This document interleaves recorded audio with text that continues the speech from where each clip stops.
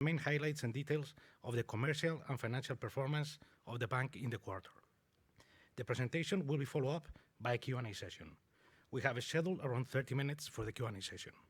Let me now hand it over to César González Bueno. Thank you, Gerardo, and good morning to everyone.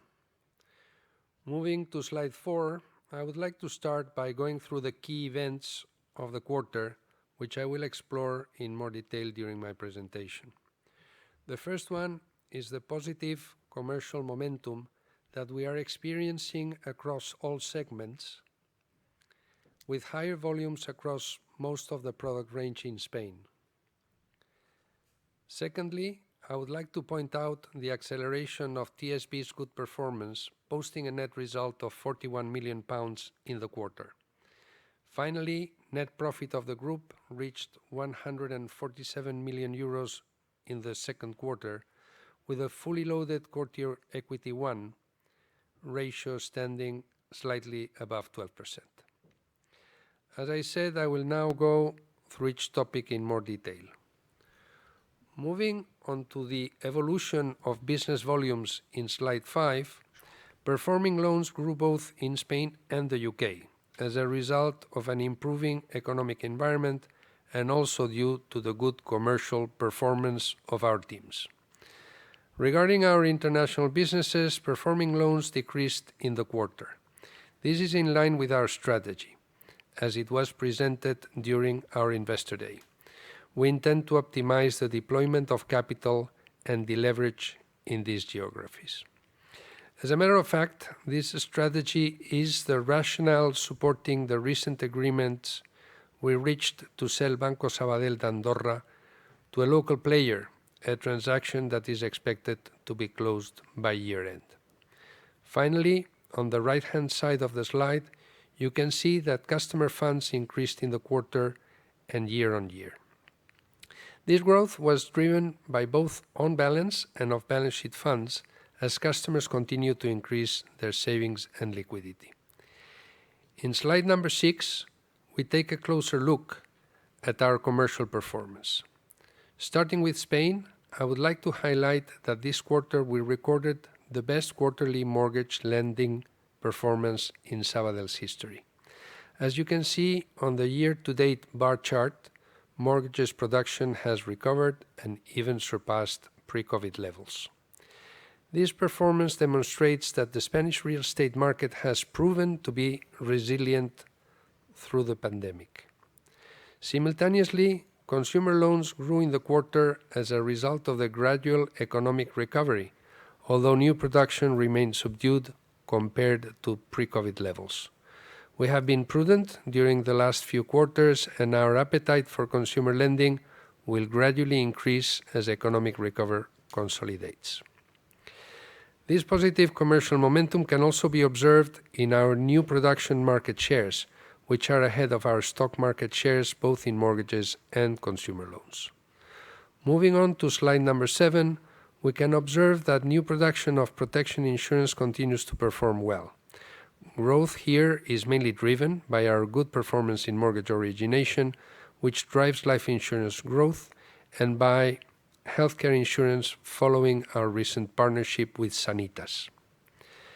Regarding mutual funds, we can see that the stock of mutual funds held by our customers shows a positive growth trend as we build from our partnership with Amundi.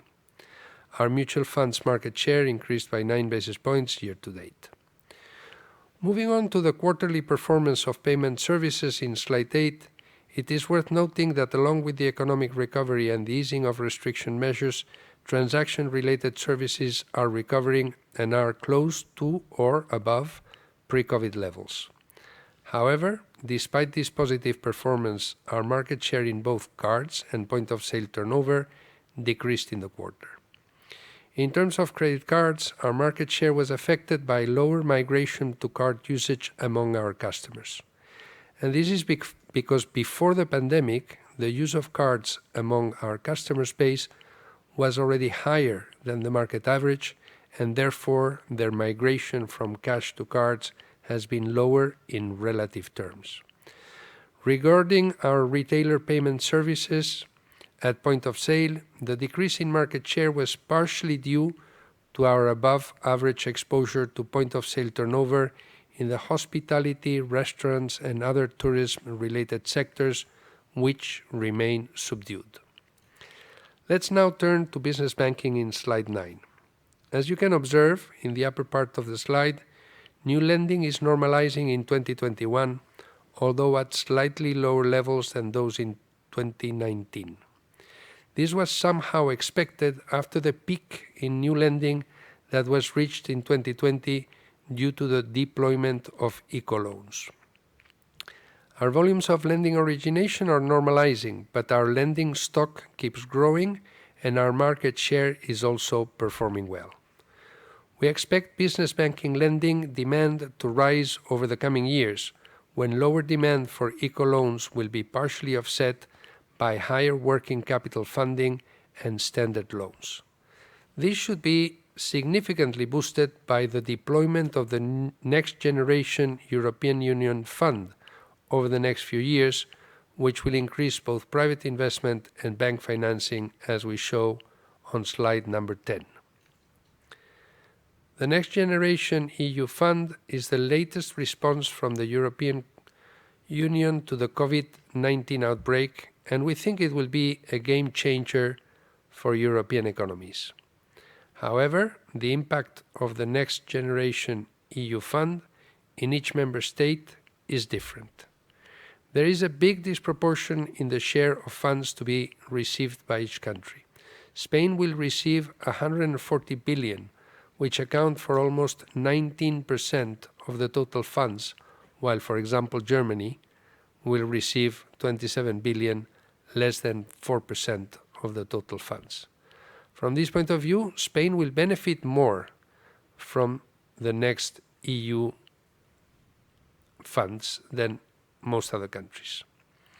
On top of the deployment of 140 billion for the Next Generation EU funds in Spain over the 21-26 period, we expect over 320 billion euros of private investment.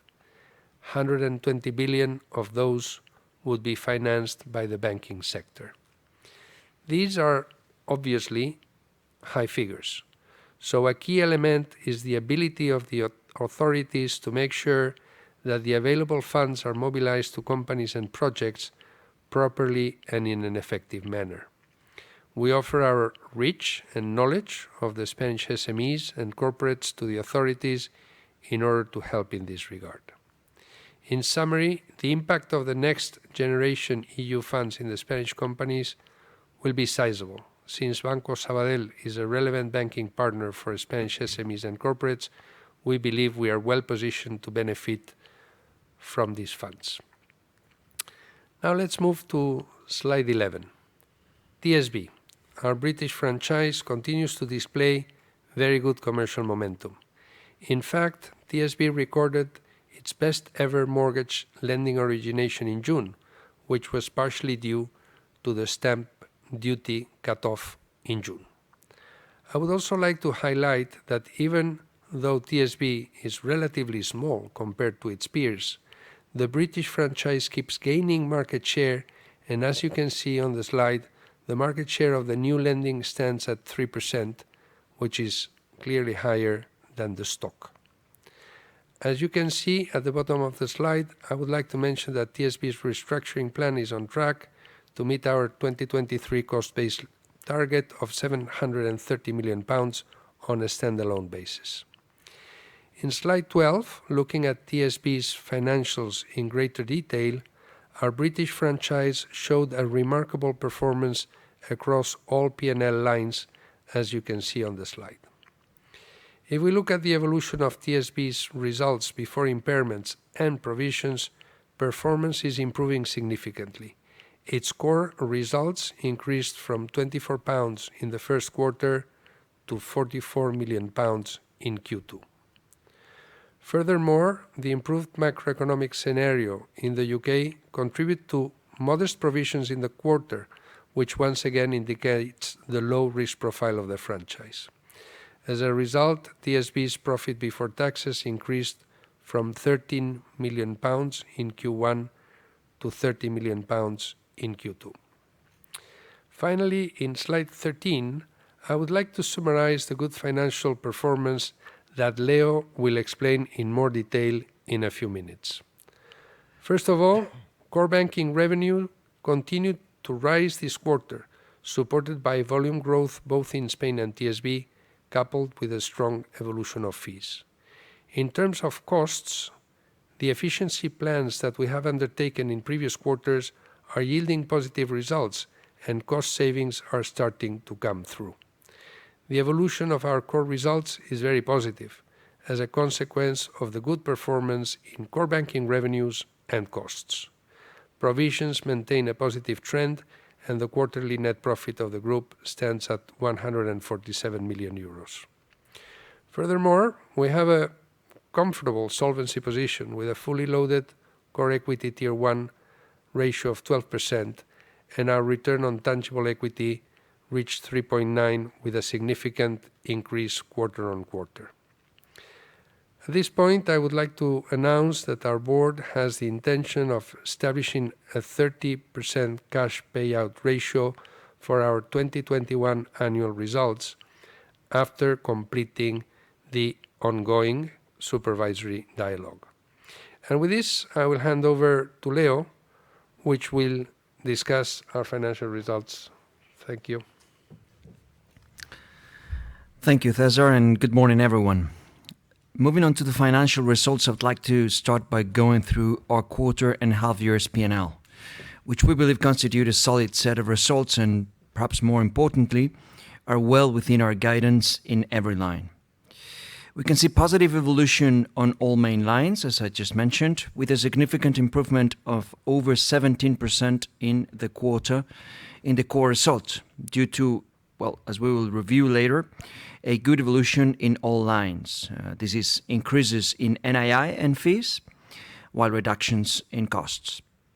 It is also worth mentioning that due to the good evolution of the asset quality, the cost of risk decreases in the quarter.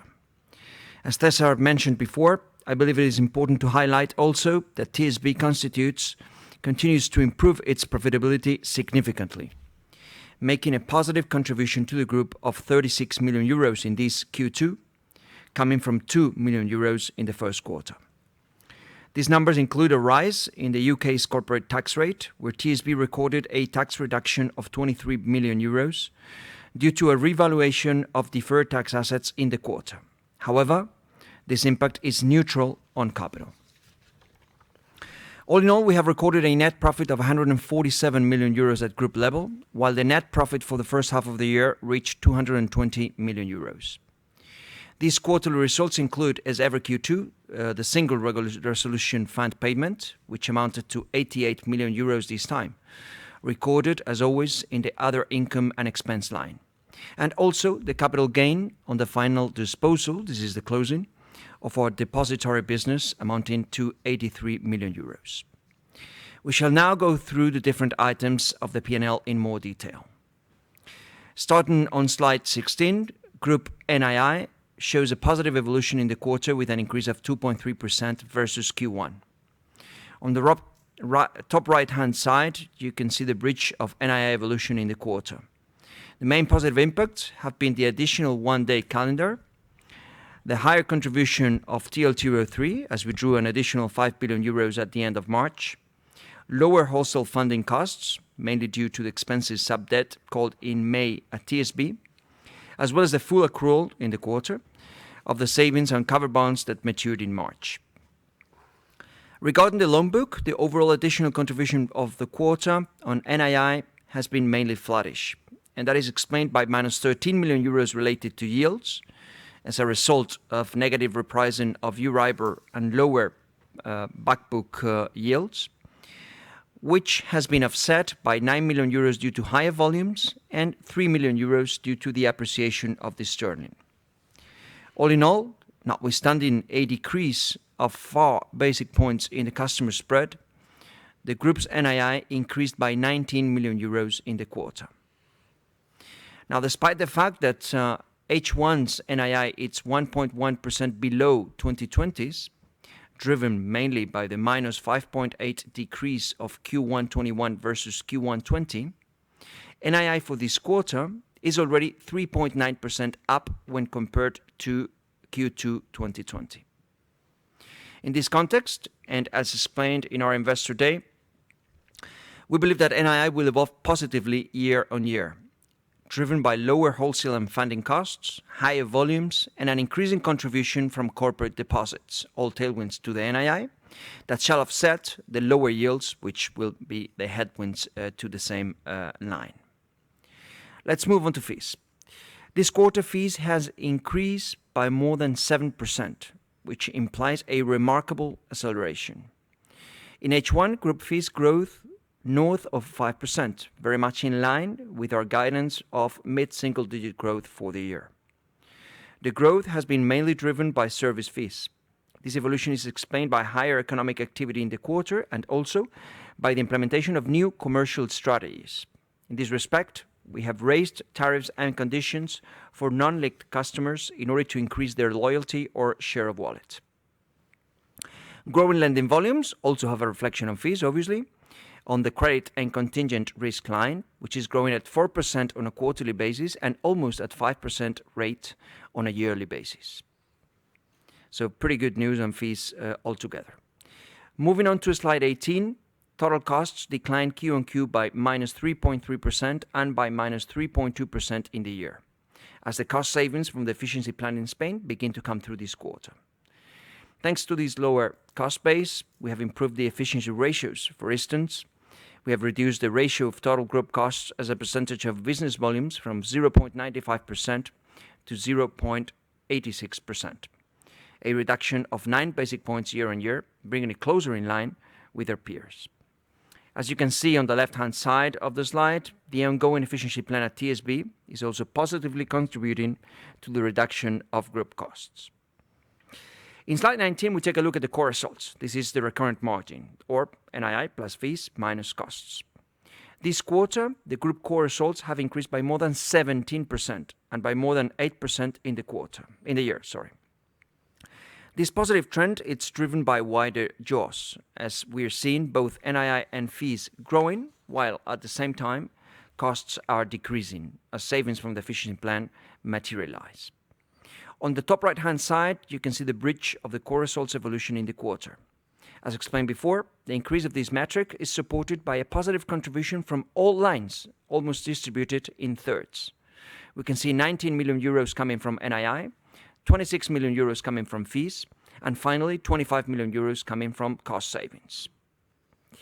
In slide 20, we see that the group's credit cost of risk for the first half of the year stands at 53 basic points. This is halfway between the 32 basic points for 2019 and the 86 basic points reported for 2020, as it was guided for the year. The group's total cost of risk, which includes all the provisions, reached 74 basic points for H1, a level which is also halfway between the 50 basic points for 2019 and the 116 basic points reported for 2020. On a quarterly basis, group credit provisions were down by roughly 120 million euros, mainly the result of lower credit provisions ex-TSB due to the lower NPL entries in this quarter. It is also important to note that TSB's provisions were positively impacted in the quarter by a better macroeconomic outlook for the UK. Looking at the top right-hand side, you will see the breakdown of total provisions, which amounted to 267 million euros in the quarter. Starting from the left, we recognized 160 million euros of loan loss provisions, 32 million euros for charges on foreclosed assets, whereas costs related to the management of MPAs were booked at 45 million euros. And finally, 30 million euros were recognized for other provisions. This confirms the downward trend in provisions that we expect for the rest of the year, which will allow us to end the year with a total cost of risk in line with the guidance given in May at the Investors' Day. This is an expected level between the ones reported in 2019 and in 2020. In the following section of the presentation, we will review asset quality dynamics, as well as liquidity and solvency. Beginning with the loan portfolio benefiting from the payment holidays in Spain, It is worth mentioning that 83% has already expired, up from 40% at the end of Q1. Also, more than 40% has expired with more than 90 days ago. All in all, we believe these numbers can be a good proxy to determine the potential performance of this portfolio in the future. Of the expired permanent holidays, amounting to 2.7 billion euros, 12% are recorded in stage 3, down from the 16% that we had for this same portfolio at the end of Q1. Moreover, 85% of these are considered unlikely to pay. This is, they're not 90 days past due. In any case, this overall stage 3 exposure accounts for less than 1% of the total mortgage and consumer book. In terms of eco-guaranteed loans, to date we've granted over 13.2 billion euros, out of which 9 billion euros have been drawn, for which the state provides with a guarantee of over 75% on average. It may be worth mentioning that around 40% of the balances drawn have had their maturities or grace periods extended. In any case, the vast majority of the existing eco loans will mature beyond 2023. Finally, in Q2 we granted north of 700 million euros in the course of our business. In slide 23, you can see that NPLs decreased by 133 million euros in the quarter. As a result, the Mpl ratio decreased by 13 basic points Q-on-Q at group level towards a 3.58% ratio, while the total coverage on NPLs remained stable at 56%. Looking at the breakdown of the Mpl inflows, the Mpl entries have been lowered this quarter, as we had some reclassifications in TSB for 190 million euros in Q1, as you might remember. Regarding exposures by stages and coverage, we've seen a reasonably stable quarter, therefore with no deterioration in asset quality. Finally, it is worth mentioning that half of our current NPLs are classified as unlikely to pay. In slide 24, on the left-hand side, you can see the progressive reduction of foreclosed assets, while our coverage ratio remains stable at 37%. Moreover, it is important to highlight that 95% of our foreclosed assets are finished buildings. Consequently, adding these foreclosed assets reduction to the decrease on NPLs, the NPA exposure has decreased more than 450 million euros, or 6%, on a year-on-year basis, while the coverage ratio has improved from 52 to 53%. In the bottom part of the slide, you can see that the gross NPA ratio stands at 4.5%, while in net terms, this is after provisions, it stands at 2.1%. Both ratios have improved year-on-year and have remained stable quarter-on-quarter. On slide 25, we can see that the group ended the quarter with a liquidity position at an all-high time.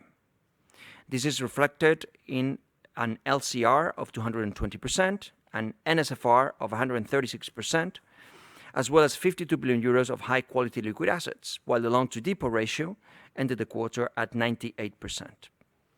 After drawing 5 billion euros from the TLTRO III in March, we have 32 billion euros outstanding in this facility. Once again, we confirm that we're fully confident that we will meet the TLTRO III net lending target. In fact, as we speak right now, we are north of 1.5 billion euros above it. In terms of the TFS, we currently have 1.9 billion pounds outstanding and 0.1 billion pounds in TFSME facilities. Moving on to capital, on the following slide we show the evolution of the group's CET1 ratio in the last quarter. The fully loaded CET1 stands at 12%, having increased by 4 basic points Q-on-Q, as the organic capital generation was partially offset by some RWA inflation, led by loan increases. The main positive impact is the organic capital generation, which added 7 basic points to the ratio. It is worth mentioning that this is already net from the accrual of the 30% cash payout dividend that César mentioned before. On top of this, we had fair value adjustments from the fixed income portfolio that added 2 basic points, and RWA inflation driven by volume growth in the quarter, which reduced the ratio by 5 basic points. After adding 31 basic points from IFRS 9 transitional adjustment, the phase-in CET1 ratio stands at 12.31%. All these elements, together with the Tier 2 bonds and the AT1s, bring our total fully loaded capital ratio to 16.6%. And finally, our MDA buffer, which is becoming more and more important for benchmarking purposes, in my opinion, stands at a solid 379 basic points, with an increase of 13 basic points in the quarter. Finally, regarding our MREL requirement, it is worth highlighting that we are compliant with the final requirements for 2024 that are now based, as you know, on both risk-weighted assets and leverage ratio exposure. Additionally, this quarter we issued 500 million euros of a green senior bond preferred in June with a 0.75 coupon and a maturity of 7 years. And with this, I will hand over to César, who will conclude our presentation today. Thank you, Leo. To finish our results presentation today, I would like to highlight that we are on track to meet our strategic plan year-end targets. Our net interest income grew by 2.3% in the quarter, supported by solid volumes growth. Fees and commissions grew by 7.7% in the quarter as the economic recovery gains traction. In both cases, the growth, when compared with the second quarter of 2020, was very significant, showing the severity of the impacts in 2020, but also the accelerating speed of recovery in 2021. Credit cost of risk stands at 53 basis points, well below the 86 basis points we had in 2020. And our fully loaded core equity tier 1 ratio improves a bit in the quarter and stands at 12%. Finally, I would like to state once again that the board has the intention of establishing a 30% cash payout ratio for 2021 annual results after completing the ongoing supervisory dialogue. And with that, I will hand over to Gerardo for the Q&A section. Thank you. Thank you, César. We'll now begin the Q&A session. As we have a limited amount of time, we would like to ask you to make an effort to keep your questions to a maximum amount of 2. Operator, could you please open the line for the first question? Your first question comes from the line of Ignacio Largui from Exane BNP Paribas. Please go ahead, your line is now open. Hi, good morning, gentlemen. Just have 2 questions. One is on NII. Looking to the numbers that you have posted today, and based on the target of low single-digit growth, what are the main drivers that we should see in the second half to meet that guidance? If I calculate it correctly, I'm assuming a 1% growth in 2021 versus 2020, you should grow your second half NII by 4% versus the first half. So I just wanted to see a bit what are the main drivers of that growth.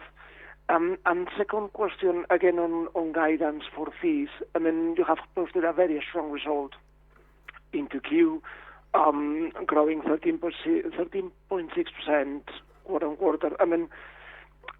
Why are you not upgrading a bit more the guidance? Looks like it's going to be an easy target in the quarter. Maybe just if you could give us some color on what are the impacts of the businesses that are being disposed, if that would impact a bit into the second half, just to get a bit of a sense why you have not upgraded a bit guidance today.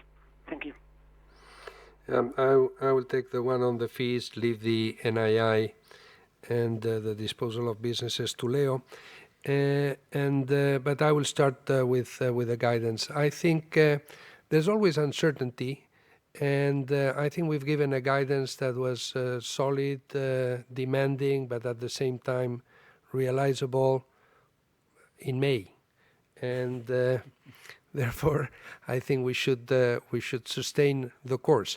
I think our intention is to deliver quarter on quarter, and I don't think you should anticipate early revisions of our guidance. Certainly not as early as less than a quarter after the announcement. In terms of the fees, yes, indeed, the performance was good in the quarter, and we are optimistic here that the trend will continue to be positive. No, as activity picks up, our service fees should also behave accordingly. Our engagement strategy is working well. We want customers that have a significant share of wallet with us, and therefore we are increasing the current account maintenance fees and other elements to those that are less engaged. Also, we should see some tailwinds from mutual funds because, well, the relationship with Amundi is good. The motivation of the branch network is high because they feel they have a product to serve. And we see overall that the trend in fees is positive, and we are optimistic about the guidance that we gave initially. With this, I pass the NII question and the disposals to Leo.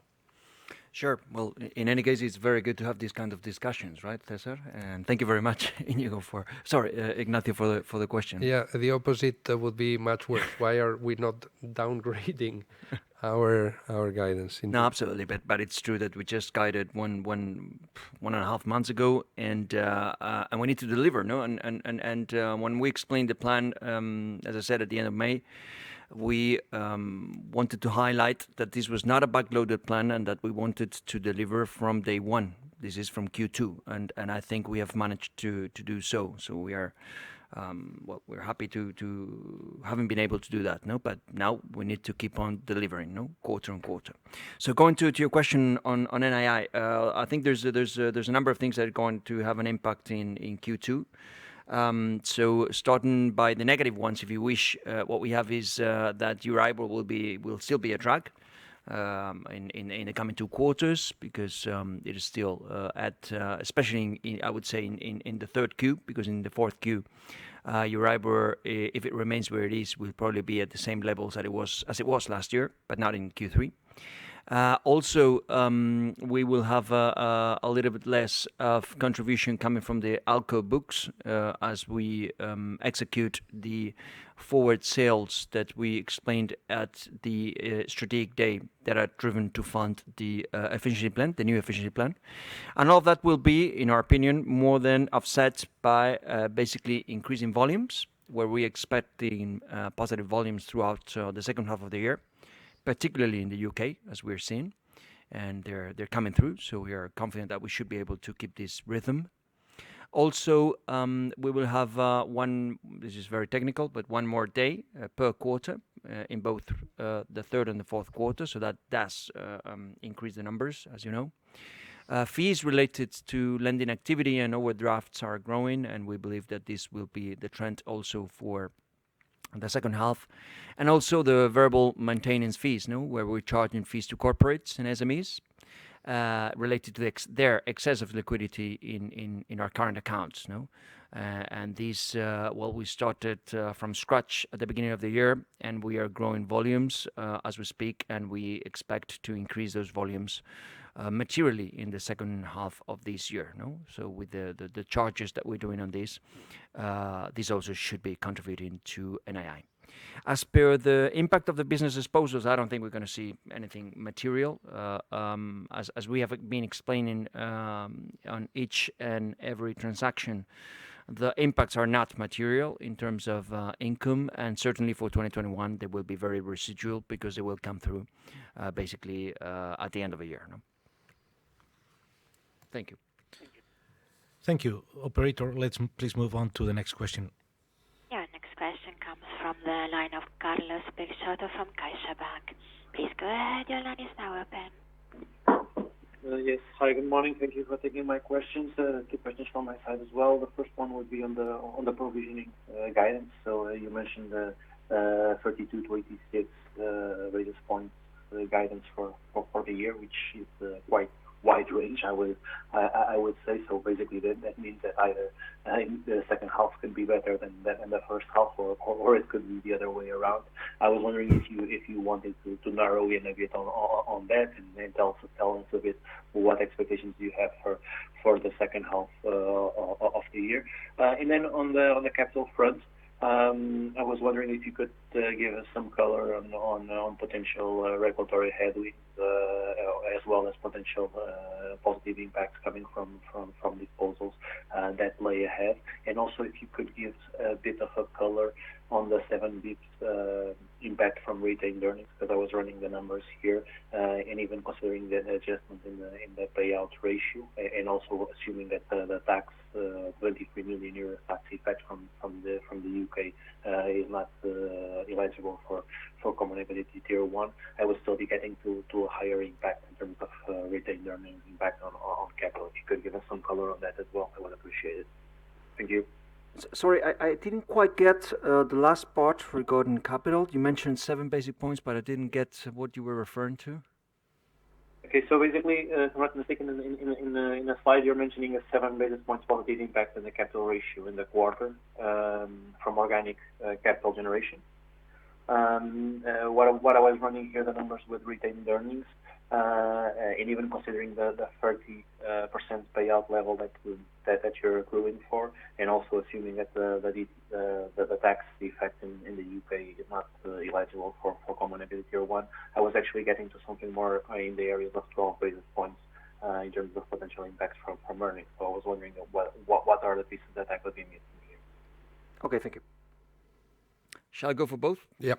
Okay, so on the provisioning guidance, I think in general terms, what we're seeing is that provisions are developing, in general terms, asset quality, it's developing better than what we expected at the beginning of the year. I think this has been a trend for the last few quarters, in general for the sector and specifically for the bank. We discussed this at length at both Q1 and the strategic day. The macro scenario is evolving positively, and we've seen that in Q2. No, in any case, I think it's still too soon to have the full picture because, as I mentioned before, so far so good. But let's see how, for example, these 40% of moratorias which have expired this quarter evolve in the coming months. No, it looks like they're going to evolve in a reasonable way, but we need a little bit more time. No, so we're still committed to the target and the guidance that we mentioned. No, to be between 2020 and 2019, which is basically where we are in the first half of the year. No, so I would assume that all things being equal, which never are, we should be more or less in these terms throughout the second half of the year also. As per capital, in terms of regulatory headwinds, I think we explained these also in Q1 and strategic day. There's not much. Basically, we are expecting a little bit of an impact in coming out of the EBA guidelines in 2022, but that's roughly 15 basic points, so pretty immaterial. And then from 2023 onwards, if we are to respect the current calendar with Basel IV, we will have an impact, but it's still a little bit uncertain because it's not closed. And for Spanish banks, and specifically for Sabadell, the issue is about the operational risk, as you all know. No? But in any case, those are included in our numbers and our guidance and our capital plan. And our focus, our aim, is to remain always above 12% CET1 fully loaded, including all the capital, regulatory capital headwinds. No, so this means that the guidance that we gave for 2023, which was to remain above 12% and above 350 basic points in terms of MDA buffer, include all the capital headwinds, regulatory capital headwinds that we may be seeing. No, and we don't expect anything for 2021. Okay, and as per the 7 basic points on organic growth, that's basically the retained earnings, no? And that includes what we've done on the year. And of course, as I explained before, it does not include those 23 million euros coming off the revaluation of the deferred tax assets in TSB. Why? Because basically you have an increase in P&L, of course, less income tax, so your P&L goes up, your net profit goes up, but on the other hand, you have more deferred tax assets which are deducted to the capital. That's why I mentioned before that the impact is neutral on capital. No?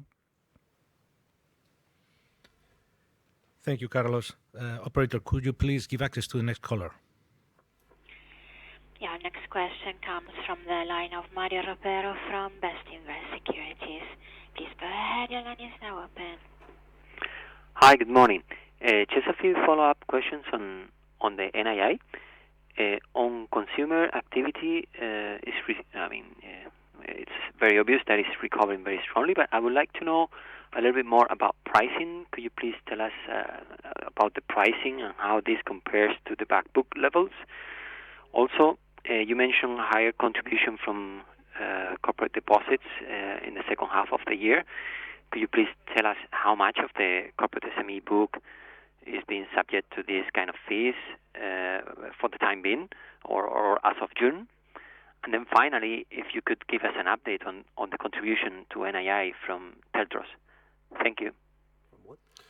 So the NII, or the interest rate in the back book, is marginally higher than the one of the front book.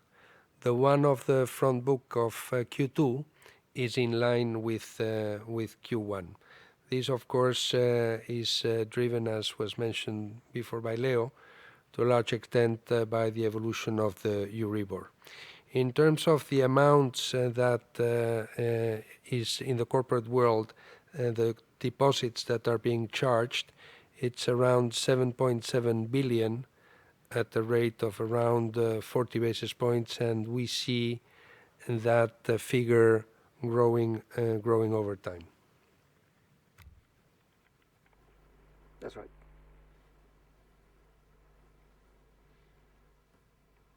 I think we did have another question on TLTRO. Could it be? Oh, sorry. Yeah. On TLTRO, we have 32 billion euros, which is the maximum allotted.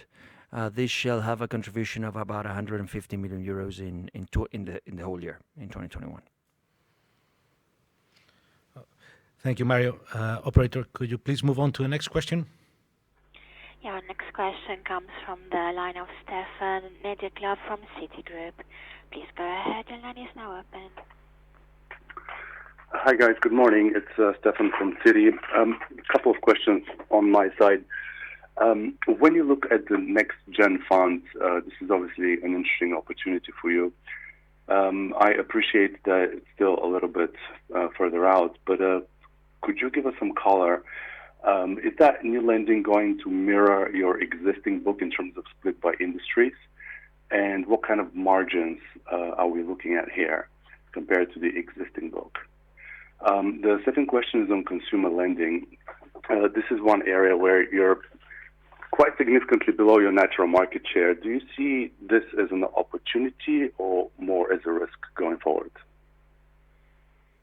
Yeah, on the EU funds, I think that, as you very well mentioned, Stefan, it's a bit early, but we are going to give it a lot of focus, and we're going to verticalize by industry sector and provide all our expertise to help our customers to access to those funds, and we're going to support them not only in the knowledge and accessing of those funds, but also in line supporting them with financing. So we are quite optimistic. I think in consumer lending, I think we see an opportunity. I think we are below our levels of market share. We are working very actively on improving that as in line with the strategic plan. It's one of the lines that has focus, and that I think we will be over time growing our market share in this area in line with our market share of clients. So yeah, I think there's something positive in the medium term to be expected from there. So more of a medium-term opportunity for you. If I can just follow up on the next gen, again, very uncertain right now, but would you expect margins to be below or above your existing SME and corporate book?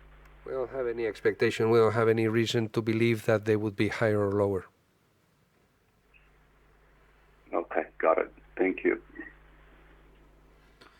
Thank you, Stefan. Operator, let's please move on to the next question. Yeah, next question comes from the line of Álvaro Serrano from Morgan Stanley. Please go ahead, your line is now open.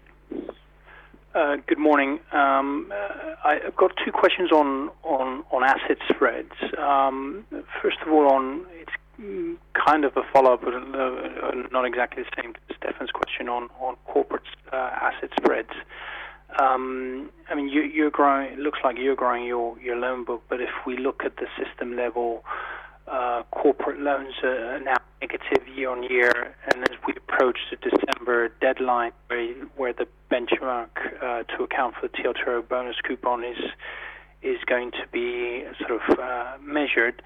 Do you see there's a risk that corporate spreads start to come down? I don't know if you can sort of share your thoughts here on this risk and what you're seeing at the moment in Q2 and so far in Q3. And then the second question is on TSB on mortgage spreads there. I'm sure you haven't had time to see it, but there's the guidance from Lloyds this morning.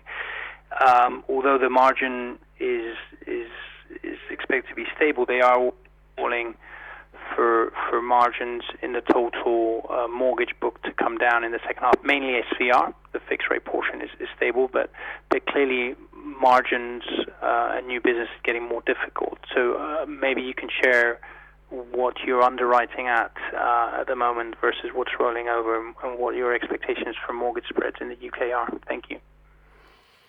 I'll let afterwards Leo to complete, but right now, in terms of Sabadell, in terms of volumes versus the TLTRO targets, we are 1.5 billion above, and we expect that there will be a general growth in the market. So we don't anticipate a major pressure on margins, but the future is always harder to predict. But at this point in time, we are confident both in reaching the level and that they shouldn't have a tremendous impact. The mortgages in the UK and the pricing, the margins are healthy. The growth is very strong at the current point in time. Of course, there have been the tax break, which is ending in June, might have an impact on the demand, and we might see some pressure, but we don't anticipate anything significant. It could happen, but we are not anticipating in our projections a major reduction in margins. Sure, if I may add, if you wish, regarding the businesses in Spain, basically what we're seeing is that the spreads in the quarter, if anything, they have gone slightly up, not materially, but up, not down. I believe that as we have this position regarding the TLTRO net lending, this positive position, I think this must have been more or less the case for the rest of the market, because we're not seeing any kind of pressure. No, well, it's always, as Cesar mentioned, very difficult to predict what's going to happen. But so far in Q2, we haven't seen this kind of movement. If anything, the spreads are slightly going up, or reasonably stable, if you wish, but certainly not going down. And as per your question regarding TSB, in our case, what we've seen is pretty stable spreads all through the quarter. We are lending at around 220 basic points. This was the case for Q1, and this has been the case for Q2. In the future, we will see. But as we've seen in the numbers, the origination of mortgages has been pretty solid in terms of volumes, almost as much as Q1, which was all-time record. Actually, June was all-time record. Very, very close in terms of volumes and the same spreads. So we haven't seen that kind of pressure yet. But of course, this is something that may happen in the future. Thank you very much. Thank you, Alvaro. Let's please move on to the next question. Yeah, next question comes from the line of Marta Sanchez Romero from Bank of America. Please go ahead. Your line is now open. Good morning. Thank you very much. I've got a couple of questions. The first one is that whether you have now a better sense of the restructuring costs that you will be booking in order to achieve the 100 million cost savings you announced on the Investor Day. The second question is that in euro terms, what's the total level of impairments you expect for this year? Because I still struggle to reconcile your cost of risk definition a bit. And then for TSB, what's the volume of write-backs we've seen in the quarter, and where do you see the underlying cost of risk? Thank you. I'll take the cost one, and I'll leave you the impairment one, Leo. If The easy okay. ones, as always, yeah. That's my that's my way of doing. So in terms of costs, we have at this point in time no news versus what we shared in the previous quarter and in the strategy day. So the next phase of efficiency plan is to begin next quarter. It will be fully funded with ALCO portfolio capital gains. The savings of 100 million per annum will come from 2Q 22 onwards, and that's basically it for the restructuring.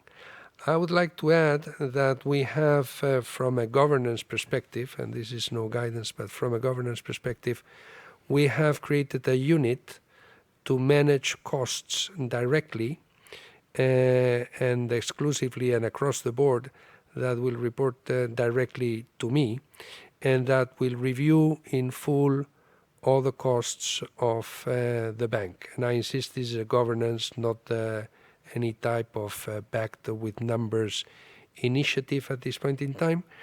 And that will also, for example, address many of the elements of the new budget from a zero cost-basing budgeting perspective.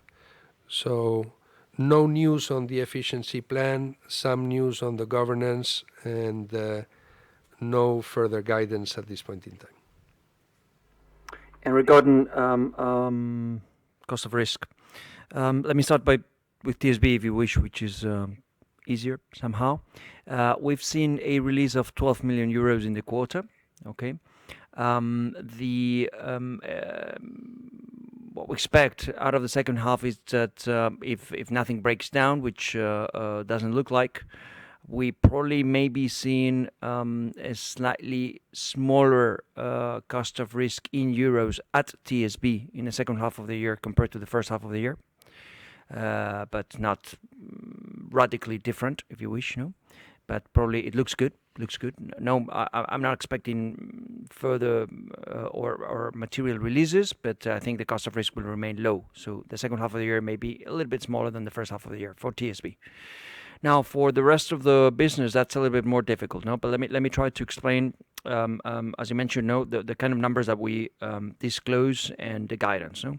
So I think or at least we're trying to be quite transparent on this regard, no? And that's why we are basically disclosing two kind of numbers, no?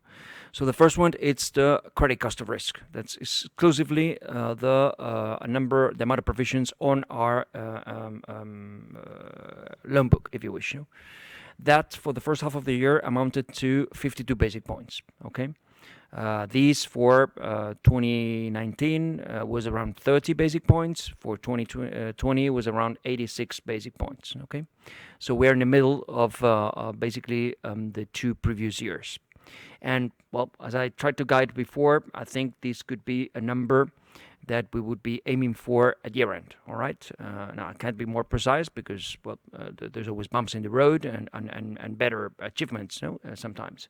As I said, the asset quality evolution looks reasonable given the context. We are ahead of a schedule and ahead of budget in terms of the MPA's reductions. So the macro is showing well, but it's a little bit. I'm sorry, Marta, but it's a little bit too soon to be more precise. No, I really want to see what happens with this payment holiday. With the moratoria portfolio, which has already expired 80%. But let's give it a few months. Things are going well in that regard, but I think we need a little bit more time. In any case, I think if you ask me now, I am more confident and more optimistic than I was at the beginning of the year, okay? Because I think the macro is evolving in the right direction. And then the second number that we disclose and we guide is the total cost of risk. And this includes all the provisions that we do on our balance sheet, including the loans, including the foreclosed assets, including the NPA management, which we show on the slide, or including other provisions which are mainly due to litigation provisions. No? And that number goes up from 53 basic points to 74 basic points, okay, in the first half of the year. And again, it's more or less in the middle of 50 basic points for 2019 and around 115 basic points for 2020.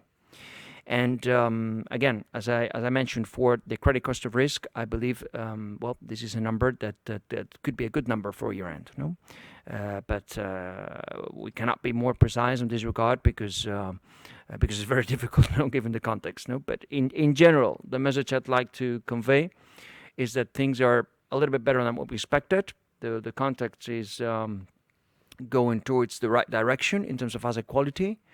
And the numbers that we made in H1, I think they could be more or less the numbers for give us some range, please, but more or less the numbers for year end. Thank you very much. Okay, thank you, Marta. Let's please move on to the next question. Yeah, our next question comes from the line of Britta Schmidt from Autonomous Research. Please go ahead, your line is now open. Yeah, hi there. I've got two questions, please. The first one is whether you could share with us any insight on the asset quality trends in sensitive sectors outside of moratoria. Also, do you still expect the 6% NPLs that you guided to for next year at the Investor Day? And maybe you can also provide some commentary regarding commercial real estate, which seems to be a focus area for the Bank of Spain. My second question is regarding the stress test. And now that you've been through the stress test process, what is your assessment of the quality of the exercise? Can you provide any sort of color on the discussions that you've had and expectations of any implications from the disclosure on Friday? Thanks. Thank you so much. I'll take the stress test and leave you the easy one. Sure. So in terms of the quality of the stress test, I think, or any results related to Banco Sabadell, I think it's not appropriate to make any comments at this point in time, given the fact that they will be published tomorrow.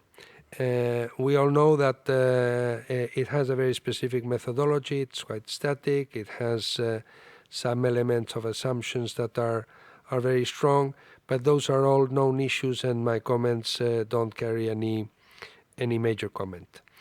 The only thing I would like to say here, in anticipation of any further results, is that the reflection that both the board and the dialogue with the supervisor has taken on around dividends has included all the necessary elements. It has been a thorough and a well thought out decision to start this dividend payout of 30%. It has included the current capital ratio, the forecasts on organic capital generation in the upcoming years, the MDA buffers and their projections, and of course also the stress test.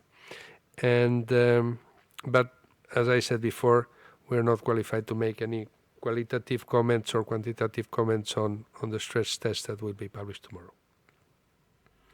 And regarding asset quality, well, we're still of the view that the peak of NPL should happen in Spain in 2022. Basically, we still have the bulk of payment holidays of the ICO loans to mature between this year and the following, depending on whether they ask for extension, as I mentioned before. And also the furlough, which should expire on September. No? Although the furlough now, it's not, in my opinion, so material, given that it included around up to north of 4 million people at the beginning of the crisis, and now it's down to around 350,000 people. No? So the trends are good. I think as we've been explaining both in Q1 at the strategic day and today, things seem to go in the right direction. We have not been surprised by any negative movement, if you wish, no. And what we've seen so far in the real economy, it's pretty good, as we tried to share with you, no, both in terms of commercial activity and certainly in terms of asset quality evolution, no.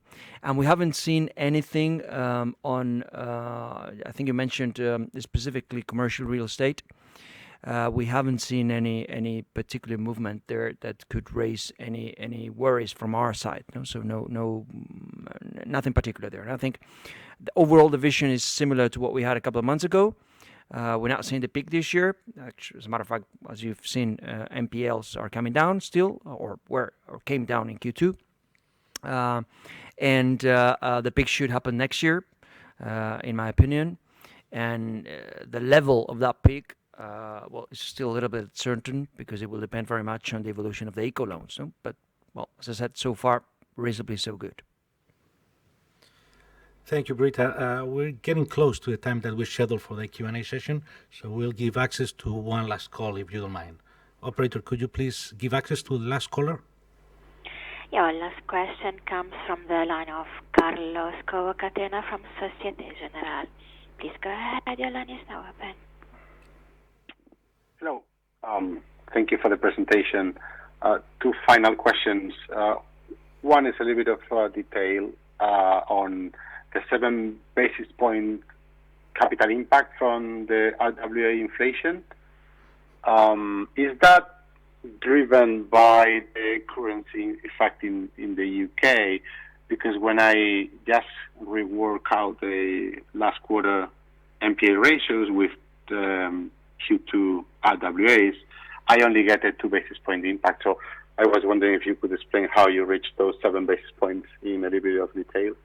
And secondly, this is a question that we'll probably continue to ask you, but if you could provide a little bit of more color on the eco loans portfolio, what is the total exposure to those corporates, not only the eco loans, the expected default ratio that you anticipate in that book, and how do you expect NPL formation should work in general in that portfolio? And also, sorry, just to conclude, what's the percentage of that book that has been refinanced, so extended the grace period and the maturity? Thank you.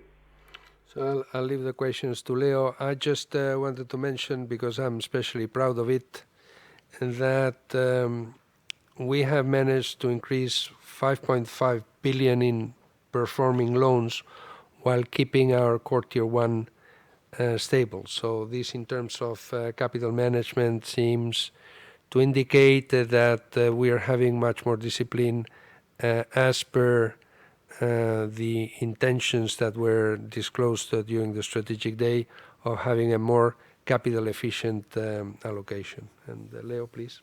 Sure. So basically, the RWA inflation had an impact of 5 basic points on the quarterly evolution of the CET1. No? So that's around 0.4% Q-on-Q, if you wish. No? While we had a loan growth in the quarter, which was about 1.5%. No? In any case, there is a very small impact of around, of about 2 basic points in these -5, which is driven by the implementation of the counterparty risk. Okay, so there's one small. I didn't mention because it was completely immaterial, no? But it is within these 5 basic points. Okay. As per the eco loans, what we have is that what we showed, no, the 13.2 billion euro granted, of which 9 billion have been drawn. As we mentioned, 40% of these amounts, 25% of the contracts, and 40% of the amount has extended either maturity or grace period. Well, normally it's both. I would say about 33% is both, and the rest is just maturity extension. The maturities for the portfolio are very long term. They start basically in 2023, about 33% of the portfolio expires in 2023 as of today. They may extend. And then it's onwards, okay? From 2024 onwards, it represents around 65% of the portfolio. And right now, almost everything is still performing, no? So it's very little stage 3 recognition yet because, they're paying, no? So there's no issues now. We don't have the full visibility, as you mentioned, and I think, as I tried to explain before, we need to wait a little bit for this for the coming months to see how this book may evolve. Thank you, Carlos.